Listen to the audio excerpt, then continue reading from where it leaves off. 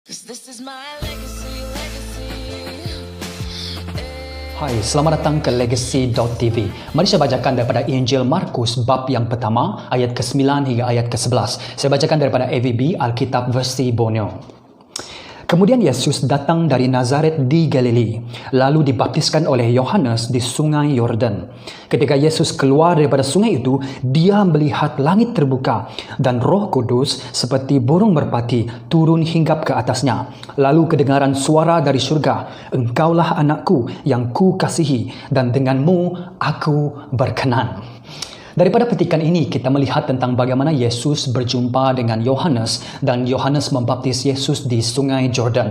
Dan mari saya kongsikan kepada kita sekurang-kurangnya ada 3 sebab utama kenapa pembaptisan Yesus ini sangat-sangat penting. Kenapa ianya diceritakan dalam Injil Markus, Injil Matius, Injil Lukas dan Injil Yohanes. Kenapa ianya sangat penting.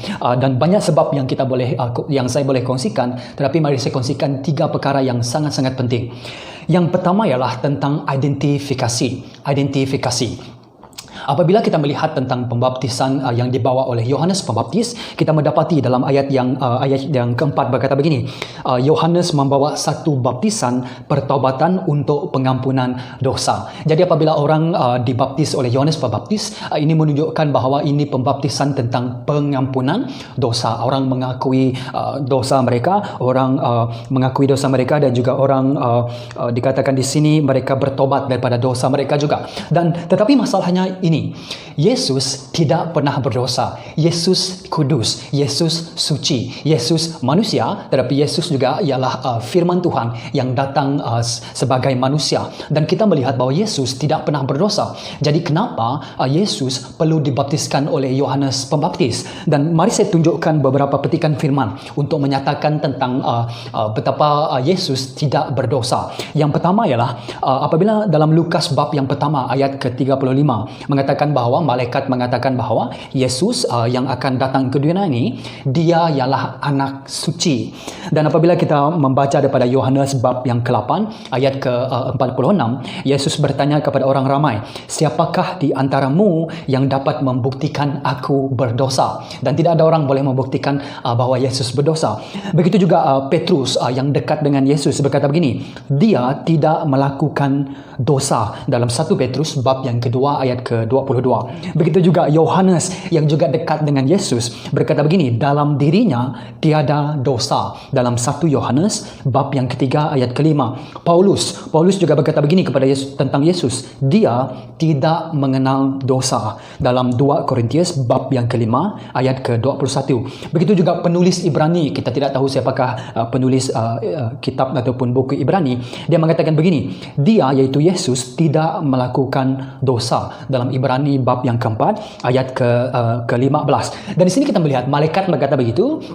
Yesus sendiri juga bertanya soalan tentang siapakah antara kamu yang boleh membuktikan bahawa Yesus berdosa.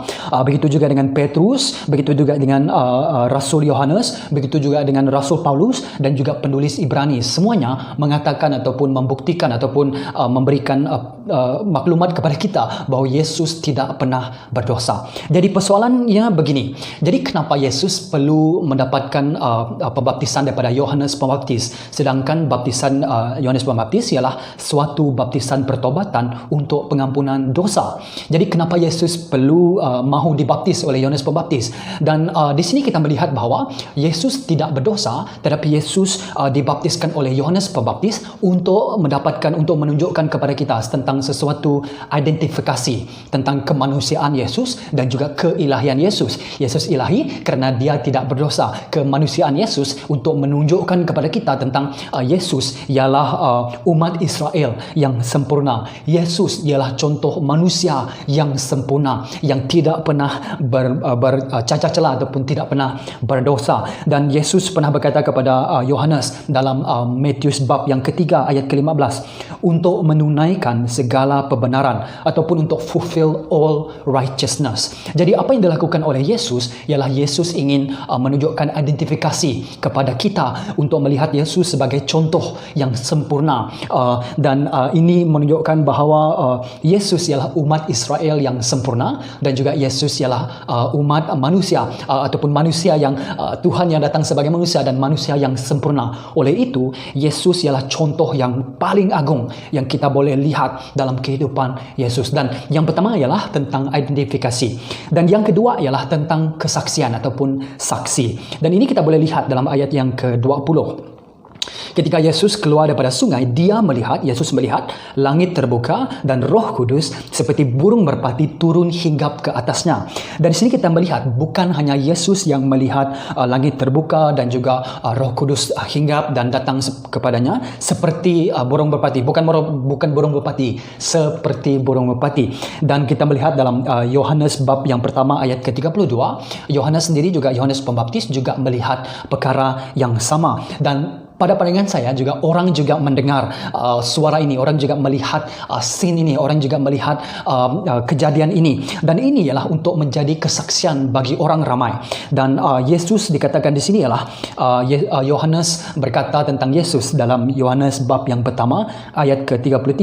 Dialah yang akan membaptis orang dengan Roh Kudus. Yesuslah yang akan datang itu, yang akan membaptiskan orang dengan Roh Kudus. Dan dengan kejadian ini menunjukkan bahawa dengan apabila kita melihat bahawa langit terbuka dan Roh Kudus datang seperti burung merpati dalam pembaptisan Yesus, ini menunjukkan kita tentang kesaksian bahawa saksi Yohanes tentang Yesus, dialah yang akan membaptis orang dengan Roh Kudus, dan dialah Mesias, dialah Kristus, dialah penyelamat, dialah anak domba Allah yang akan mati bagi dosa manusia. Dan ini kita perhatikan untuk menunjukkan sebagai kesaksian tentang siapa Yesus Kristus. Dan yang ketiga ialah untuk menunjukkan tentang keilahian Yesus. Dalam ayat yang ke-11, lalu kedengaran suara dari syurga, engkaulah anakku yang kukasihi dan denganmu aku berkenan. Dan ini ialah suara Bapa.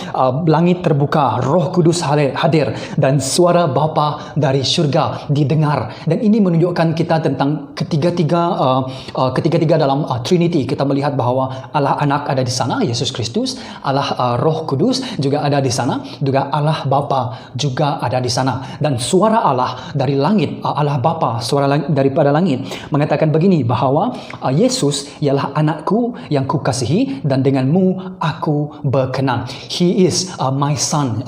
Tuhan Allah berkata begitu. Dan ini menunjukkan bahawa perbezaan antara Yesus ialah anak Allah dari segi keunikan dia, dan kita juga dipanggil sebagai anak-anak Allah. We are called sebagai sons and daughters of God, or the children of God. Tetapi bagi Yesus satu keunikan tentang hubungan Allah Bapa dengan Allah Anak, bahawa Yesus ialah anakku, something yang unik yang tidak boleh dimiliki oleh orang lain. Dan ini menunjukkan tentang keilahian Yesus dengan berkata bahawa ini adalah anakku yang kukasihi. Itu memetik daripada Mazmur bab yang kedua ayat ke-7, dan juga dan denganmu aku berkenan. Ianya juga merujuk kepada dalam Yesaya 42 ayat yang pertama. Dan ini menunjukkan ataupun pengisytiharan Allah Bapa bahawa Yesus ialah anakku. Ini bukan dalam pembaptisan Yesus, ini bukan bermaksud Yesus menjadi anak Allah. Tidak. Ini ialah suatu declaration atau pengisytiharan